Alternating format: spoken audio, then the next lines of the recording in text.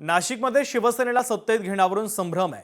भाजप शहराध्यक्षांचा सेना राष्ट्रवादीला सोबत घेण्याचा प्रस्ताव मात्र मंत्री गिरीश महाजनांनी विरोध केला। आम्हाला कुबड्यांची गरज नाही असं महाजन यांनी म्हटलंय। अंतिम निर्णय एकनाथ शिंदे घेतील असं अजय बोरस्ते यांनी सांगितलेलं आहे।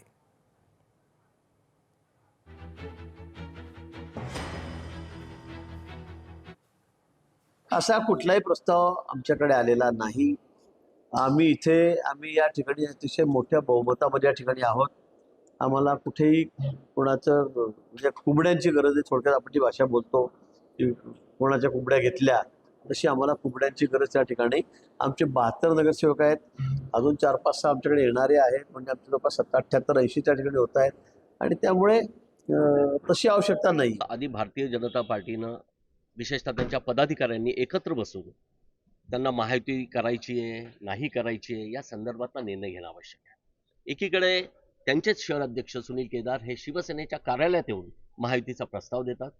त्या बैठकीला केवळ आम्हीच नाही तर राष्ट्रवादीचे शहर अध्यक्ष सुद्धा उपस्थित असतात आणि दुसरीकडे आम्हाला ह्या कुबड्या नको अशा पद्धतीचं वागणं किंवा बोलणं मला वाटतं अनाकलनीय आहे। ते माननीय एकनाथ शिंदे साहेबांशी बोलून महायुतीत आपण बसणं योग्य आहे की आपण विरोधात बसायचं या संदर्भातला निर्णय माननीय एकनाथ शिंदे साहेब। लोकशाही मराठी ऐका, पहा, जागरूक रहा।